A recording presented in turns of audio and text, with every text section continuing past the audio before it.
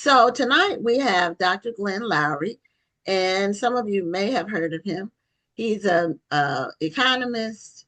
He actually has a PhD in economics, and from MIT. And so they don't uh, graduate slouches from MIT. You I can't think even I get think the in if minimum you're a I slouch. think the minimum grade point average at MIT is 4.2. Right. Right. And he was also the first Black tenured professor of economics at Harvard. Wonderful. So yeah, that was an amazing feat. And his latest book is his memoir, I believe, the one that we invited you on to talk about. I don't know if you've done a book since then, but we had a hiccup last year when we wanted to have you on. And so we had to try for this year. And you're on. So welcome to Black Authors Matter TV. Thank you, Gwen. Hello, Rhonda. Hello, welcome to the show. Thanks for being here tonight. It's good to be with you. Okay, so your memoir is called Late Admissions, Confessions of a Black Conservative. And so, one, did you come up with the title yourself, or was that more editor publisher, the Late Admissions? It's kind of like a play on words, but um, so was that your title? Was that your No, that wasn't initially my title. I had something to do with it, though. Uh, Let me see. What was my title? At first, I was going to call the book Changing My Mind. okay? Okay. Um, then I was going to call it The Enemy Within. It's going to be changing my mind because over the course of my long life, have gone through various different changes politically from being more or less conservative. I'm in my conservative phase now. Okay. Uh, and then I was going to call it The Enemy Within because, I had to deal with a lot of enemies and demons and problems and issues confronting me in my life. And I hope I've come out the other side of it. But the publisher said, no, you can't do that. You can't call it The Enemy Within because people will think it's like a Defense Department report on domestic terrorism or something like that. Oh, now They, I was thinking of like an I was exorcist going to type. say, I was thinking something like a demon or something within. I Yes. thought they might think it was something scary. Yes. Well, That's what came to my mind first. I have met the enemy and he is me. Okay. That's what Well, I meant. I meant sometimes I'm my own worst enemy and I have to get over that. But in any case, we settled on late admissions because it's kind of a play on words. I'm a right, college professor, early admissions, late admissions, and right. I'm in my 70s. So, it's late in life. And I do have to confess to one or another misstep along the way. That's not the only thing that's going on in the book, but it's one of the things that so I thought that was pretty good. Late admissions. Okay. Now, you in your title, you say Confessions of a Black Conservative. So, and you said you've been through several, I guess, iterations in your political stances or political positions. And most people evolve to a certain extent as they grow or learn or get exposed to different trains of thought and things like that.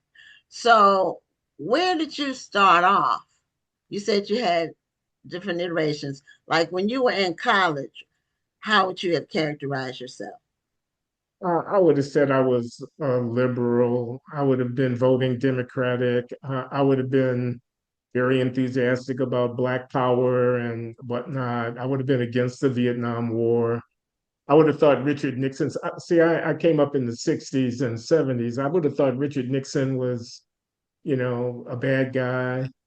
Uh, but I went to graduate school at MIT, became an economist, and developed certain conservative ideas, free market economic type, low taxes, no regulation, little, this kind of ideas that you see in economics, and they appealed to me. And when Ronald Reagan came along, I'm sorry to have to tell you this, I jumped on the bandwagon. I was enthusiastic about the Reagan Revolution. I became a Reagan conservative. In fact, I was going to be nominated to be Undersecretary of the Department of Education in the second Reagan administration, but I had to withdraw because of scandal. I don't know if we're going to talk about that, but scandal. Um, so I was a conservative. But in the 90s and aughts, I moved left. I broke with a lot of my conservative friends, the magazines I used to write for, the people I used to hang out with. I criticized their books, Charles Murray, Dinesh D'Souza. I don't know if these names mean anything to anybody, but these are conservative intellectuals who I was friendly with and then became unfriendly with. And started, I wrote a book that was published in 2008 called Race, Incarceration, and American Values. And it was all about mass incarceration. And I published another book called The Anatomy of Racial Inequality, where I developed my ideas and I tried to defend anti-racist policies. And I became, I'm not going to say a leftist, but I became much more liberal. Um, but I've moved back somewhat. I mean, people can look at my stuff. Um, I'm a fellow at the Hoover Institution at Stanford University, which is a well-known conservative think tank. Uh, and I've been very critical of some of the anti-racist. I was not a big fan of Ta-Nehisi Coates, although I must say I like his most recent book, The Message. I don't know if y'all have had him on, but you should if you can get him because he's a very interesting guy. But I was a critic of his book Between the World and Me, which was a huge bestseller. Everybody loved it. I had my issues with it. Um, and I've written against reparations and I've written against affirmative action in recent years. So that's why I think a lot of people call me conservative. But God's not finished with me yet. I'm still evolving and growing, I hope, and learning, I hope. Well, Now, it's 2000. interesting. Oh, go ahead, Rhonda, because You I say can that. hold my question. Okay, I was just going to say it's interesting that you say that. I'm a registered Democrat, even though I think I lean more toward independent. However, I have had people tell me, and I think it's probably because of the nature of what I do in my day job. Many people think that I'm a conservative. I just don't jump on the bandwagon of everything that Yeah. so-called leftists are jumping on, or so-called liberals are jumping on, and I like to look at the full story. Um, but what I've noticed, and like I said, it could be just the nature of where I work, and we can talk about that another time. But I think that people feel that African American conservatives, you can't be a conservative and still be down for the people, so to speak. Do you often hear that when people find out about your conservative views? Yeah, I have heard it. I've heard a lot over the years. Down for the people, you and Uncle Tom, you a sellout, you're in it for the money, you telling the white man what he wants to hear. Please, nigga, please, like that. And it used to bother me when I was younger, and that might be one of the reasons why I broke with the conservatives back in the 90s, because I was homesick and I was tired of being the odd man out. But it doesn't bother me so much anymore because, I have reached a certain age and maturity. I have a certain stature and reputation, and I get to have my own ideas, and try to defend them. And my conservatism isn't all about Republicans and Democrats. Some of it is about, well, I was a born again Christian for a long time in my life, from the late 80s until the early aughts. I've moved away a little bit from my religious uh, faith. You could even say I lost my faith, but I have great respect for people in the church and for their effort to try to live a decent and dignified life and try to follow the word of the God as best they understand it. I have great respect for that. That makes me somewhat conservative on cultural issues, I think. And also on the racial inequality issues, I'm one of those people who says Yeah, I know that there's racism and discrimination. It's always going to be like that to a certain extent. I'm tired of asking, pardon me, the white man. I'm tired of asking. I'm tired of going around with my hand out. It's time for us. This is much more in keeping with the Malcolm X, a kind of black self-help, maybe even a Booker T. Washington kind of attitude toward life. Take Mm. care of our kids, build our communities, start our businesses, start our schools if necessary. Let's get busy making lives for ourselves into the future. It's the 21st century. I don't want to look backwards. I want to, the world is fast moving.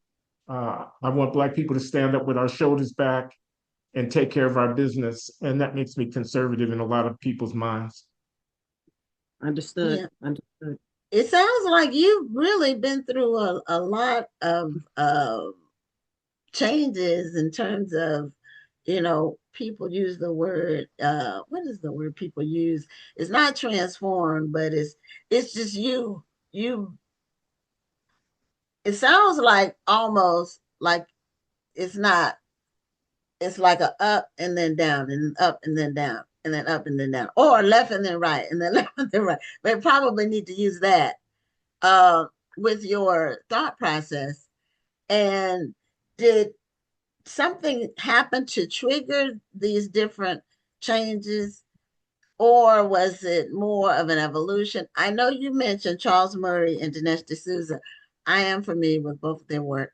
I remember when Charles Murray came out with his book, basically saying that Black people were inherently dumber than other people. Basically, he didn't use those words, but that's really what he was saying. And Dinesh D'Souza was very anti-Black for someone who, Black American, to me, his approach was Yeah. always to pile on Black people because he was a brown person. And so it was almost like he had to say, no, those people are different. Yeah. So I remember those books because I didn't read them cover to cover because I really didn't like either person. It's hard for me to read a book by somebody I don't like.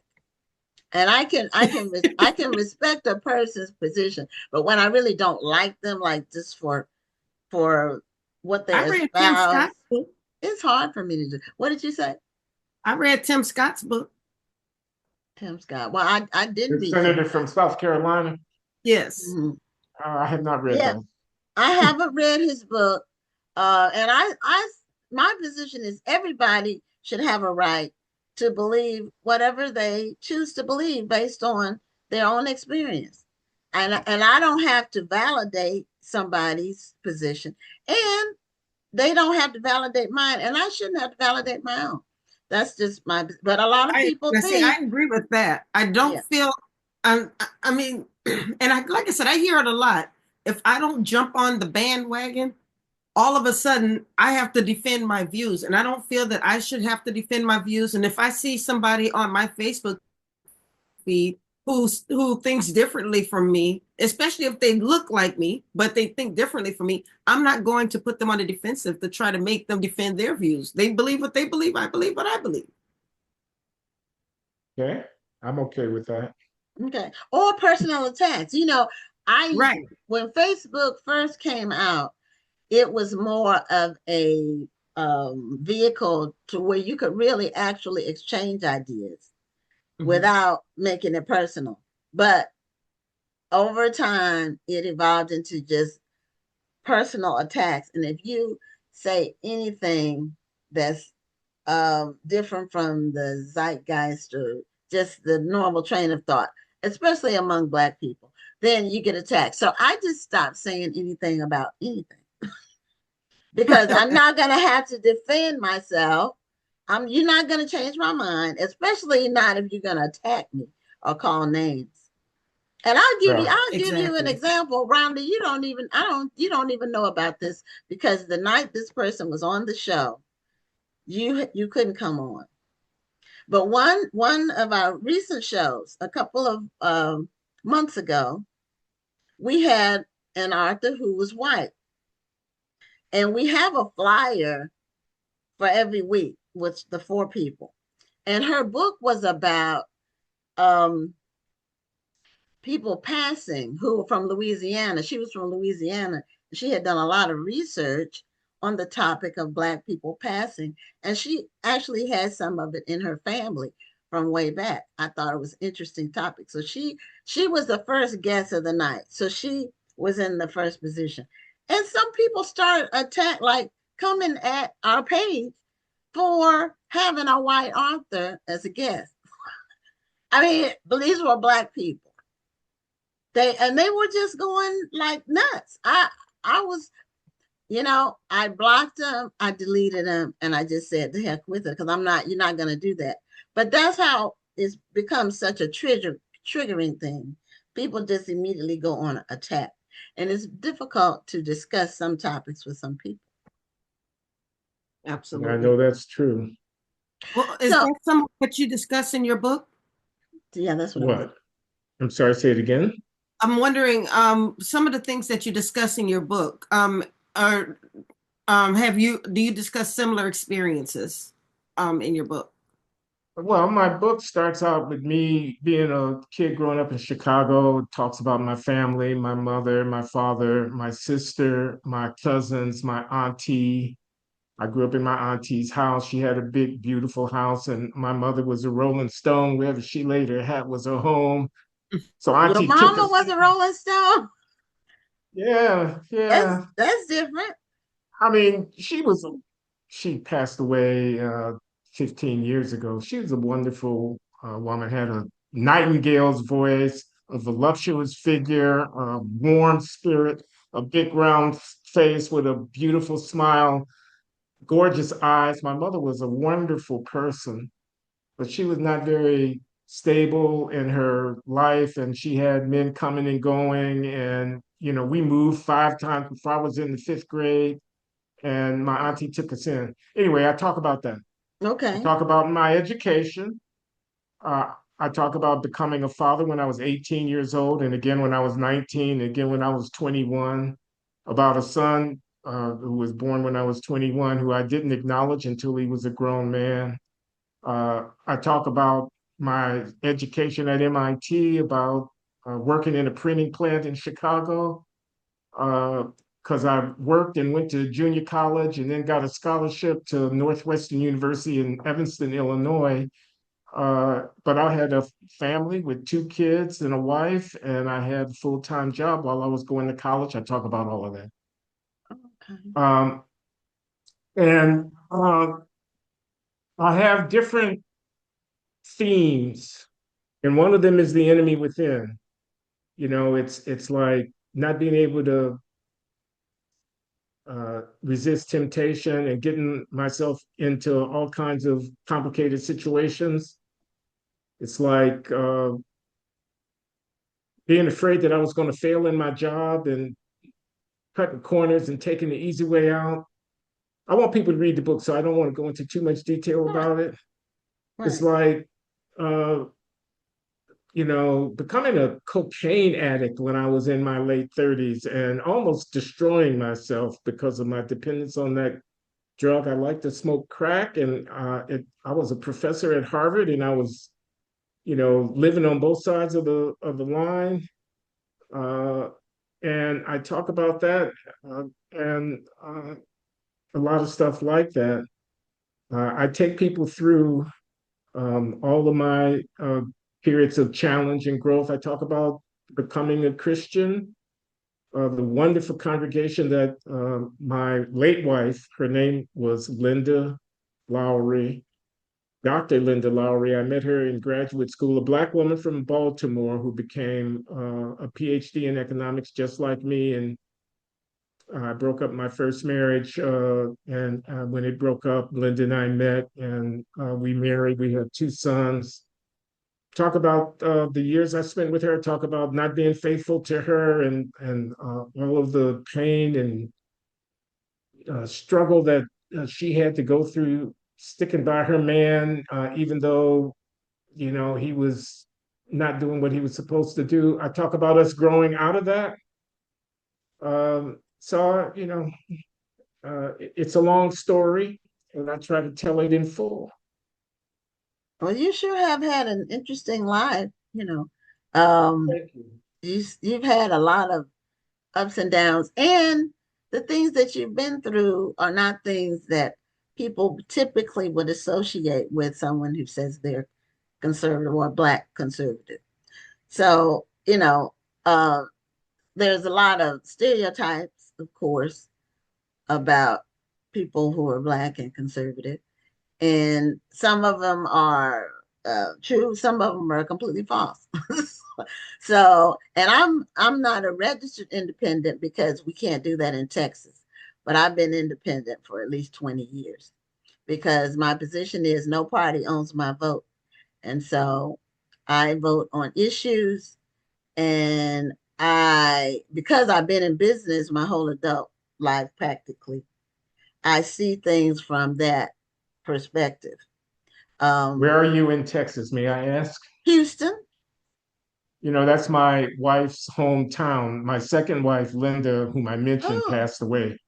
And I remarried 7 years ago to a wonderful woman called Loury. And she's from the okay. third ward in Houston. And Okay. is, we go back there to visit her family frequently. Oh, okay. Well, I'm not from Houston, but I've been here a long time. I'm actually Mm, from the East Coast, from Newport News, Virginia. And mm. I went to college in Washington at Georgetown. So I ended up here years ago, uh, following a fool. That's how I got here. But anyway, these things happen, but I'm still here. And I met my true husband. I had to get to Houston to meet my true husband because that first one was just a bust. But we live and learn. See, that's like some of the things you went through. I praise God. I never was interested in drugs or anything. I never got hooked on anything. I never, but um, I can be hard headed sometimes, and I can be single minded sometimes. I'm told that I can be when I get focused on something. I'm good at compartmentalizing, but when I'm focused, I'm in a focus mode, and sometimes I can just block things out. And so we all have things that we've been through. And so um, now, what attracted you to economics? Like, You when you know, were I deciding what to study, you know, I what was a attracted math major. I was a math major in college, and I love math. I love calculus and algebra okay, and trigonometry and all. I love solving those problems. I was good at it. okay, And but I was coming along. I graduated college in 1972. Okay, a long time okay. ago, before you were born, Gwen. Not before I was born, but thank you. Before I was born. But it was the civil rights movement. It was Black Power. It was the Vietnam. It was riots in the cities. It was there was a lot of social upheaval. It was liberation movements in Africa and Asia. It was South Africa.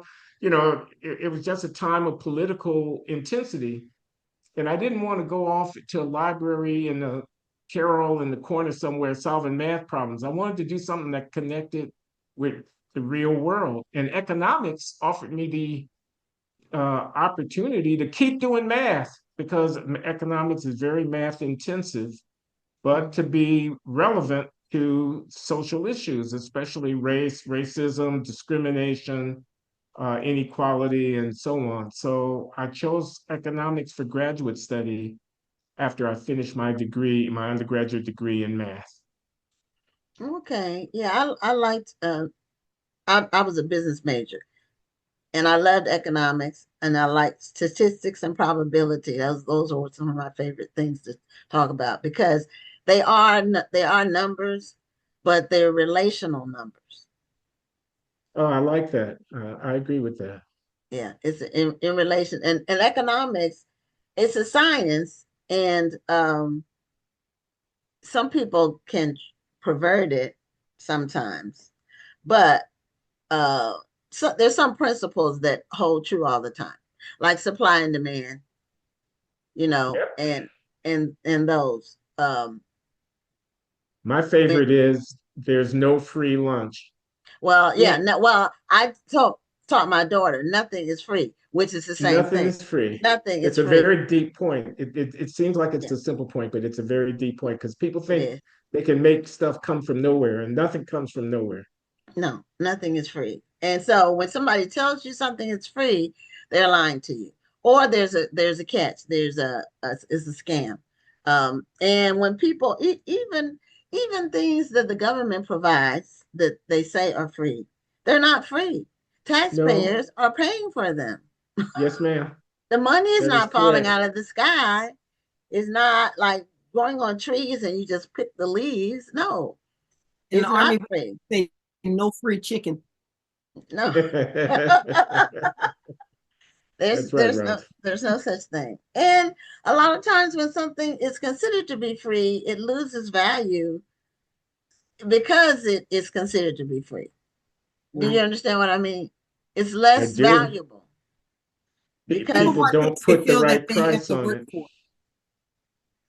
yeah. Yeah. And we had someone on the show a couple of weeks ago who had written about black capitalism and um she was a she had a PhD from I think hers are from Yale or Princeton. Um Mm. But we talked a lot about the whole idea of capitalism and whether it's some people say that it's an oxymoron, black people being capitalist is an oxymoron. Um, but it isn't. But um, we are kind of dissuaded from pursuing that approach. Well, that's too bad because that's the way of the world. Yeah, it is too bad. And as long as we are dissuaded, we'll, in my opinion, we'll just keep spinning our wheels. Because you can't keep saying someone owes you something, even if they do owe you something, but you have to have a way to get them to give it to you or provide it for you. You have to even get them to admit that they owe it to you. That's and they may or may not do that. Then you're waiting around, waiting for somebody to admit something when you could have done 5 or 10 different things while you were waiting for somebody to admit that they owe you something. If you understand what I'm saying, I just I don't I don't get it. But um that's kind of where we are. It's like we're almost in a at a standstill in many ways. Unfortunately, Glenn, we're coming to the end. But did you ever show us your book? No, but if you hold on, I will. Hold on. Okay, yeah, you didn't. Now we don't. Our next guest hasn't logged on yet, though. Oh, okay. So we have a little That's more time. Good. yeah. That's why I had. Now I may even have to call him or text him, and because he generally has a problem with time zones. Whenever he comes on, he always has a problem with time zones. Here's Anyway, my book. okay, it's a nice picture of you on the front. That's me. That is a Okay. nice book.